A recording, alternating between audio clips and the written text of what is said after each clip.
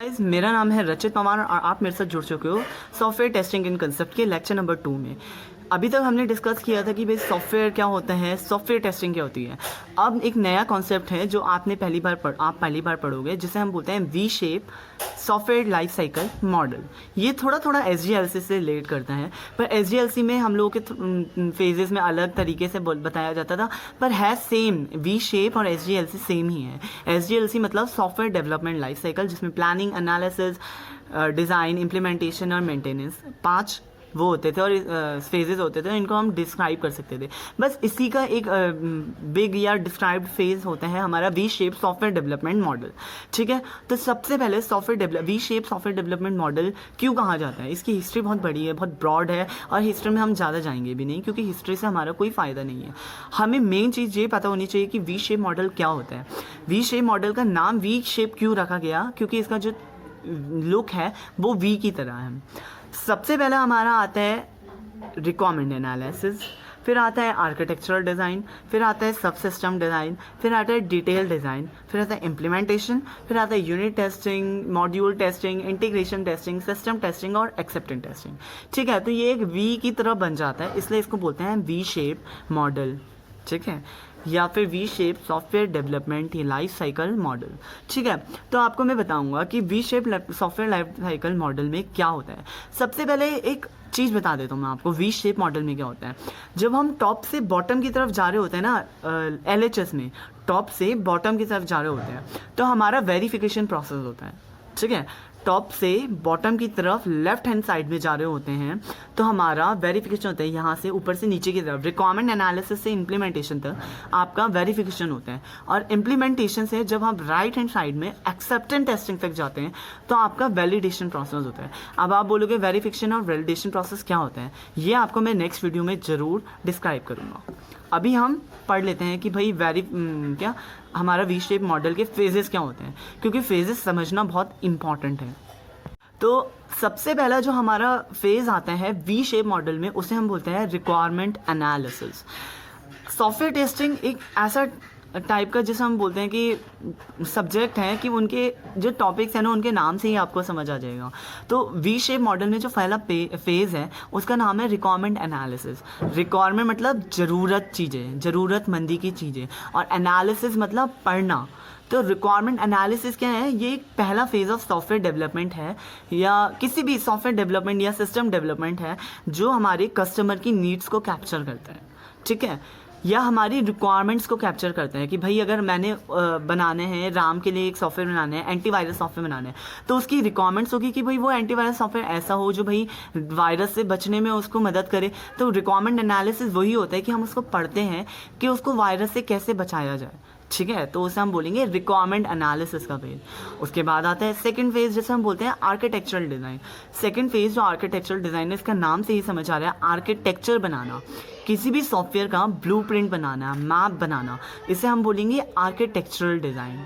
ठीक है, architectural design में क्या होता है, हम बेसिक्स ऑफ आर्किटेक्चर ढूंढते हैं कि भाई उसकी बुनियादी चीज़ें ढूंढते हैं कि भाई सॉफ्टवेयर अगर बनाना है तो उसको अच्छे से कैसे बनाया जाए, ताकतवर सॉफ्टवेयर कैसे बनाया जाए। अब उसके बाद आता है आर्किटेक्चर डिज़ाइन के बाद सब सिस्टम डिज़ाइन। एक सॉफ्टवेयर बनाना है, उसके छोटे छोटे पार्ट्स बनाने हैं। ठीक है, एक गाड़ी बनती है तो उसके बाद क्या व्हीकल्स भी होते हैं, उसकी हेडलाइट भी होती है, उसके शीशा भी होता है आगे का, उसके सीट्स भी होते हैं, कवर्स भी होते हैं। तो वैसे ही एक सॉफ्टवेयर के लिए उसकी बहुत सारी छोटी छोटी चीज़ें होती है जो हमें देखना पड़ता है, और वो आते हैं हमारे सब सिस्टम डिज़ाइन में, छोटे छोटे सिस्टम को बनाना। अब आता है हमारा डिटेल डिज़ाइन। ठीक है, अब हमने सॉफ्टवेयर को बनाना है, तो हमने आर्किटेक्चर बना दिया, उसका वो बना दिया ब्लूप्रिंट, हमने छोटे छोटे उसके ब्लूप्रिंट के मॉडल्स बना दिए। अब हमारा पूरा जो सॉफ्टवेयर होता है ना, उसको डिज़ाइन करना पड़ता है। तो उस डिज़ाइन को हम बोलते हैं, या उस फेज़ को हम, फोर्थ फेज़ को हम बोलते हैं कि वो होते हैं डिटेल डिज़ाइन। अब आगे आता है इम्प्लीमेंटेशन। अब हमने डिज़ाइन तो कर दिया, ये सारे काम तो कर दिया हमने, अब हम इम्प्लीमेंट भी तो करेंगे, कोडिंग करेंगे। इम्प्लीमेंटेशन का क्या होगा, कोडिंग करेंगे, और कोडिंग हमारा होता है इम्प्लीमेंटेशन में। बाद आता है हमारा यूनिट टेस्टिंग। जैसे कि मैंने अभी बताया था, यूनिट टेस्टिंग मतलब साइट टेस्टिंग। जिस जगह वो बना है ना उस साइट में वो टेस्ट होगा सॉफ्टवेयर, तो उसे हम बोलते हैं site testing. Module testing, again module testing आ गया। अभी मैंने थोड़ी देर पहले बताया था इससे पहले वाले लेक्चर में कि मॉड्यूल टेस्टिंग क्या होता है, कि हमारे सॉफ्टवेयर के छोटे छोटे मॉड्यूल्स को हम अलग अलग टेस्ट करते हैं, तो उसे हम बोलते हैं मॉड्यूल टेस्टिंग। फिर इंटीग्रेशन टेस्टिंग क्या होता है, integration is the combination of module testing. सारी मॉड्यूल को एक साथ टेस्ट किया जाता है, तो उसे हम इंटीग्रेशन टेस्टिंग कहते हैं। ठीक है।